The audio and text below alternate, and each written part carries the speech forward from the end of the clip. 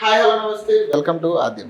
బాలకృష్ణ గారు టీడీపీ బాధ్యతలు తీసుకునే ఛాన్స్ ఉంటుంది అంటే ఒకవేళ తీసుకుంటే ఎలా ఉండదు అంటే నెక్స్ట్ కార్యాచరణ లేదండి.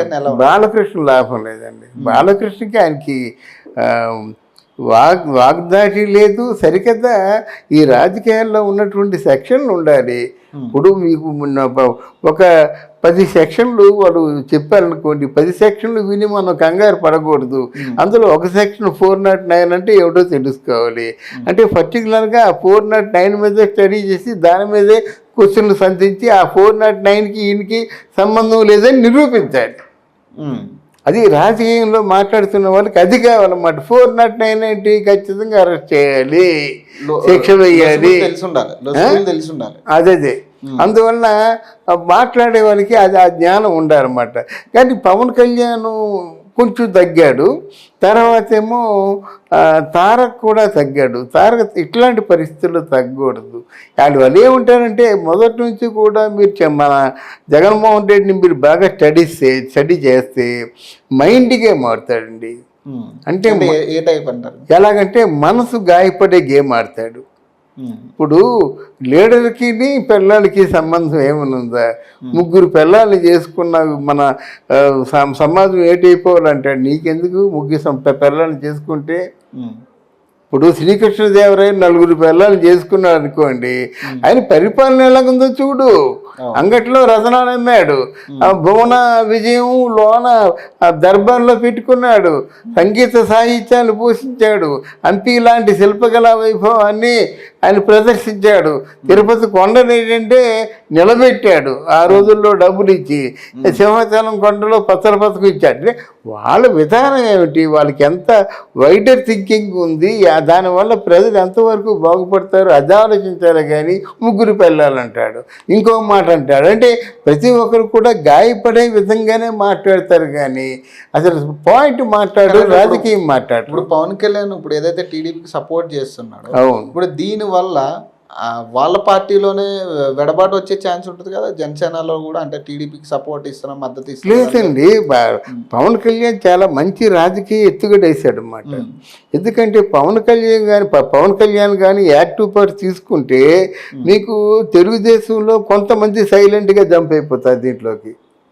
ఎందుకంటే ఏదైనా ప్రశ్న అయితే అడగవలసిన ఒకటరా, ఏదైనా సమస్య వచ్చినట్టయితే సాల్వ్ చేయవలసిన ఒకటరా అని ఇటు తెలుగుదేశం పార్టీలో కొంతమంది నాయకులు, ఇంట్రెస్ట్ ఉన్న నాయకులు లైక్ గంటా శ్రీనివాసరావు, అవంతి శ్రీనివాసరావు, అప్పుడు చిరంజీవి గారు నాయకుడిగా ఉన్నప్పుడు ఎమ్మెల్యేలకి దక్కాము, గెలిచారు కదా, వాళ్ళందరూ మళ్ళీ వస్తారు ఇక్కడికి. 1 2 వైసీపీ పార్టీలో రెడీగా ఉన్నారు జంప్ చేయాలని అన్నమాట, వాళ్ళు వస్తారు కదా. అంటే ఏమిటి, టీముని మెయింటైన్ చేసేటువంటి గుణం పవన్ కళ్యాణ్కి ఉంది. క్యాడర్ విషయంలో నెగిటివ్ అవుతుంది కదా కొంతవరకు, అంటే క్యాడర్ను ఫామ్ చేసుకోవడం కానీ జనాల్లోకి తీసుకెళ్లే విషయం. లేదండి, క్యాడర్ని బాగా ఫామ్ చేసుకున్నారండి. ఇక్కడ పవన్ కళ్యాణ్లో బ్లెస్సింగ్ ఇన్ డిస్గేజ్ ఏంటంటే ఆయన the number 1 the huge crowd పుల్లారండి. ఏంటంటే ఎక్కడికి వెళ్ళినప్పుడు కూడా క్రౌడ్, ఆయనకు వచ్చినంత క్రౌడ్ ఇంకే నాయకుడికి లేదు. ఇది మోదీకి బాగా తెలుసు, ఇది అమిత్ షాకి బాగా తెలుసు. అందుకని రాబోయే బీజేపీ పార్టీకి బాగా ఒక శక్తివంతమైన నాయకుడిగా ఈయన్ని తయారు చేసుకుందాం అనుకుంటున్నారు. ఈయనకేంటంటే ఇంకెవరినో కార్యకర్త మీద డిపెండ్ అయ్యి, బాబు నీ గొంతు ఒక 500 మందిని తీసుకురారా, ఇంకెవరినో వాళ్ళ మీద డిపెండ్ అయ్యి నీ గొంతు ఒక 1000 మందిని తీసుకురారా అనవలసిన అవసరం లేదు. ఇక్కడ సారాయి ప్యాకెట్లు లేకుండా, బిర్యానీ ప్యాకెట్లు లేకుండా, డబ్బులు లేకుండా ఎవరి మట్టుకు వాళ్ళు విధిగా వాళ్ళ కర్తవ్యంలాగా, వాళ్ళ బాధ్యతలాగా, వాళ్ళ కుటుంబంలో ఒక మనిషికి వచ్చినట్టుగా అలా ఫీల్ అవుతున్నారు అన్నమాట. అటువంటి క్రౌడ్ పుల్లింగ్ ఎవరికి లేదన్నమాట. అందువల్ల ఆయన దగ్గర ఉన్న వాళ్ళు ఎవరు కూడా ఇద్దరు పోజు కొట్టడానికి వీల్లేదు. జనసేన అంటే ఒక ప్రెస్టీజియస్గా ఉంది, మా నాయకుడు నిస్వార్థంగా ఉన్నాడు, పవిత్రంగా ఉన్నాడు, నిజాయితీగా ఉన్నాడు అని చెప్పుకోవచ్చు అందులో ఉన్నవాళ్ళు. అందువల్ల జనసేన పార్టీ వాళ్ళందరూ కూడా, పార్టీలో ఉన్నవాళ్ళు కూడా బాగా సిద్ధాంతాన్ని చదువుకున్నారన్నమాట, ఆశయాన్ని చదువుకున్నారు.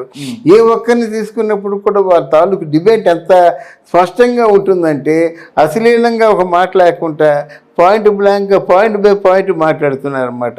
అది జనసేన పార్టీలో ఉన్నటువంటి విశేషం. అంటే ఇంకోటి అంటే ఇప్పుడు టీడీపీకి ఏదైతే మద్దతు ఇస్తున్నారో అంటే ఇప్పుడు వచ్చే ఎన్నికల్లో మొన్న అయితే పొత్తు ఉండదన్నట్టుగానే జనసేన అధినేత చెప్పడం జరిగింది. మరి ఈసారి అంటే ఇది ఇప్పుడు చూస్తుంటే పొత్తు కలిసే ఛాన్స్ ఉండేలా ఉంది. ప్లస్ ఇప్పుడు ఏదైతే ప్యాకేజ్ స్టార్ అంటున్నారో మరి దీన్ని నిరూపించినట్టుగానే ఇప్పుడు చర్యలు ఉన్నాయని కూడా కొంత వాదన జరుగుతుంది. మరి దానికి ఏమంటారు? అంటే ఇక్కడ బీజేపీ పార్టీ కొంచెం లీడింగ్ రోల్ తీసుకుంటుందండి. బీజేపీ పార్టీ తాలూకు మాటని పెడచెవిని పెట్టి పవన్ కళ్యాణ్ ఏ పని చేయలేడు. మాటని పెడచెవిని పెట్టి ఏ పని చేయలేడు. ఈయన పవన్ కళ్యాణ్ గెలవాలంటే బీజేపీ పార్టీ తాలూకు అండదండలు కావాలన్నమాట. అయితే ఈయన రిక్వెస్ట్ చేసుకున్నట్టయితే పొత్తులు కాకుండా మిత్రపక్షంగా వీళ్ళకి ఏదో కొన్ని సీట్లు వచ్చినట్టయితే మునపడంత తక్కువ సీట్లు రావు.